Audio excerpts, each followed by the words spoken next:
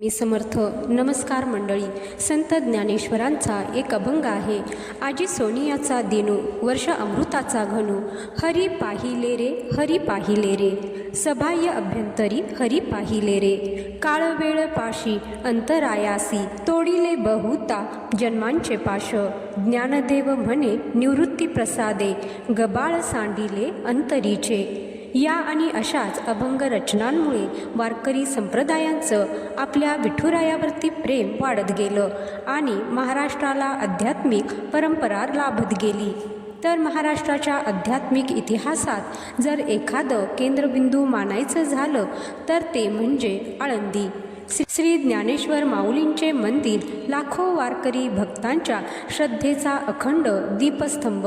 माऊलींनी वयाच्या अवघ्या 16व्या वर्षी ज्ञानेश्वरी सारखा अमर ग्रंथ लिहिला, जो भगवद्गीतेचा सहज आणि प्रेमळ भाषांतर आहे आणि जो आजही लाखो वारकऱ्यांच्या ओठावर आहे. पंढरपूरचा वारी सोहळा, ज्यात शेकडो मैल पायी चालत वारकरी विठ्ठल दर्शनाकडे निघतात, त्या वारीचा गाभा म्हणजे आळंदी. 13व्या शतकात माऊलींनी वयाच्या 21व्या वर्षी संजीवन समाधी घेतली, म्हणजेच मृत्यू न येता चेतना आणि आत्मशक्ती यांना जिवंत ठेवून समाधीस्थ झाले, असा भक्तांचा दृढ विश्वास आहे. पण 1972मध्ये याच विश्वासाला चॅलेंज केलं गेलं.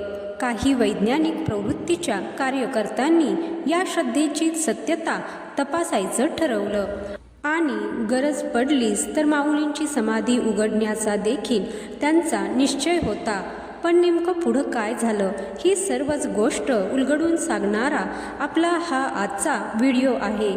त्यावेळी नेमकं काय घडलं हे आपण या व्हिडिओमध्ये सविस्तर जाणून घेणार आहे, तर व्हिडिओ शेवटपर्यंत नक्की पहा. तर सन 1972 भारत एका नव्या वाटेवर होता.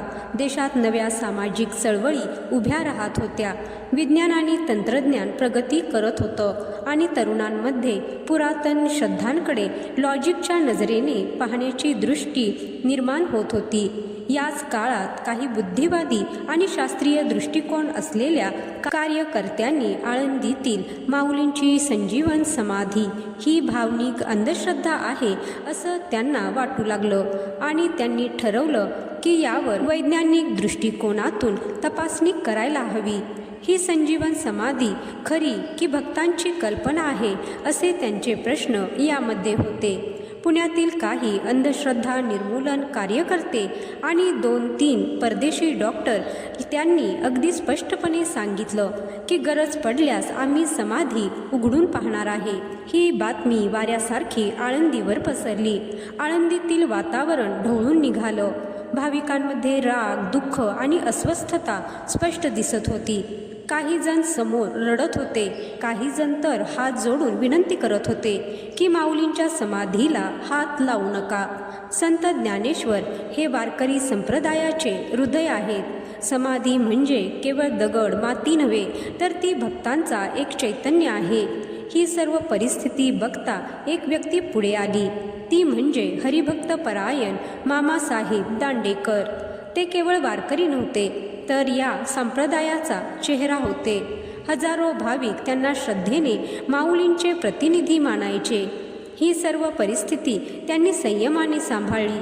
त्यांनी तात्काळ दिल्लीतील भारत सरकारच्या एका उच्च शास्त्रज्ञाशी संपर्क केला, ते म्हणजे डॉक्टर R.N. शुक्ल.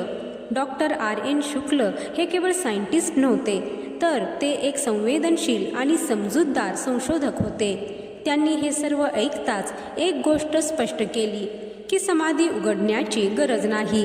आपण समाधी भोवतीच्या एनर्जीचा अभ्यास करू. त्यानुसार सर्व तयारी सुरू झाली. दुसरा दिवस उजाडला. पुण्याहून 100-200 लोकांनी भरलेला ट्रक हा आळंदीच्या दिशेने निघणार अशी बातमी वारकरी संप्रदायात पोहोचली. हे ऐकताच परिस्थिती हाताबाहेर जाण्यापूर्वीच मामासाहेब दांडेकर आणि डॉक्टर R.N. शुक्ल आळंदीत पोहोचले. शुक्ला साहेबांनी आपल्यासोबत 3 अत्याधुनिक सायंटिफिक मीटर आणले होते. पहिलं म्हणजे गिगर मिलर काउंटर. या उपकरणाने X-ray, alpha, beta, gamma rays मोजता येतात. म्हणजेच विविध प्रकारच्या अदृश्य ऊर्जा मोजता येतात. दुसरं होतं थर्मिस्टर बोलोमीटर. याच्या सहाय्याने इन्फ्रारेड आणि अल्ट्राव्हायलेट रेज मोजता येतात. अशा ऊर्जा ज्या माणसांच्या डोळ्याने दिसत नाहीत पण त्यांच्या अस्तित्वाचा परिणाम आपल्याला दाखवतात. तिसरं होतं फ्रिक्वेन्सी रडार मीटर, जे इलेक्ट्रोमॅग्नेटिक लहरी आणि फ्रिक्वेन्सी टिपतो. म्हणजेच काही चैतन्य किंवा एनर्जी जर त्या जागी सक्रिय असेल तर त्याचं व्हायब्रेशन टिपता येतं. ही सर्व उपकरणं संत ज्ञानेश्वर माऊलींच्या समाधीपासून 6 फूट अंतरावर ठेवण्यात आली. मग शुक्ला साहेबांनी आणखी 3 झाकण तयार केली होती. एक होतं जस्ताचं, दुसरं होतं पितळेचं आणि तिसरं होतं लोखंडाचं. यामागचा उद्देश एकच होता, जर ही ऊर्जा कोणत्याही धातूने झाकली गेली तर ती उपकरणात दिसते का.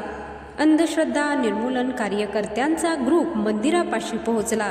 ते मंदिरात प्रवेश करणार तेवढ्यात मामासाहेबांनी त्यांना अडवलं आणि सांगितलं की आपण पहिले एक सायंटिफिक प्रयोग करून बघूया.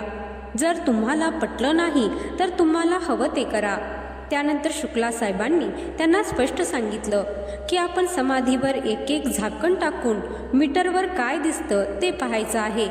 तुम्ही ते बघाल तेव्हा आम्ही इथे थांबणार नाही, आम्ही बाहेर निघून जाऊ. हे ऐकताच त्या ग्रुपमधील काही 10-12 प्रमुख मंडळी पुढे आली. त्यांना गाभाऱ्यात नेण्यात आलं. मामा आणि शुक्ला साहेबांनी त्यांना प्रयोगाविषयी समजून सांगितलं आणि दोघे गाभाऱ्याबाहेर गेले. त्यानंतर जे घडलं ते पूर्णपणे अविश्वसनीय होतं. मीटर समाधीपासून 6 फूट अंतरावर ठेवलेलं. मीटरला कोणी हात लावत नव्हतं. झाकण बदलली जात होती, पण प्रत्येक वेळेस तीच ऊर्जा, तीच व्हायब्रेशन, तीच रीडिंग मीटरवर दिसत होती. कोणतेही बाह्य साधन नसताना एक अज्ञात पण स्थिर ऊर्जा जाणवत होती. आता त्या कार्यकर्त्यांच्या मनात नवीन प्रश्न उभे राहू लागले. कोणीही आत नाही, मीटरला कोणी हात लावत नाही, तरी काटा हलतोय. ही एनर्जी कुठून येते? ही काही हातचलाखी नाही, ही यंत्राचा खेळ नाही. ही ऊर्जा स्तोत्र म्हणजे काय? शेवटी डॉक्टर शुक्ला आणि मामासाहेब दांडेकर यांनी सर्व कार्यकर्त्यांना समजावून सांगितलं, ही संजीवन समाधी म्हणजे मृत शरीर नाही, हे आहे चैतन्य ऊर्जा. आजही तिथे सक्रिय आहे. ती डोळ्याने दिसत नाही, पण त्याचं अस्तित्व तुम्ही मीटरवर बघू शकता. म्हणजेच संत ज्ञानेश्वर माऊलींचे चैतन्य अजूनही कार्यरत आहे. शोध संपला आणि त्या कार्यकर्त्यांच्या मनात विश्वास नव्याने जागा झाला. या प्रयोगानंतर अंधश्रद्धा निर्मूलन मंडळींचा दृष्टिकोनच बदलला. त्यांनी समाधी उघडण्याचा विचार तात्काळ मागे घेऊन टाकला. काही जण दरवर्षी समाधीच्या प्रदक्षिणा करताना दिसू लागले. एका इंग्लिश डॉक्टरने तर आपलं संपूर्ण आयुष्य माऊलींच्या सेवेसाठी आळंदीला समर्पित केलं. आजही जर तुम्ही आळंदीला जाल, त्या समाधीसमोर शांत उभे राहाल आणि डोळे मिटून क्षणभर आत डोकावाल तर जाणवेल काहीतरी आहे.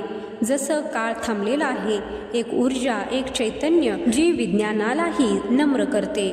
तुम्ही कधी आळंदीला गेला आहात का? तुमचा अनुभव आम्हाला कमेंटमध्ये नक्की सांगा.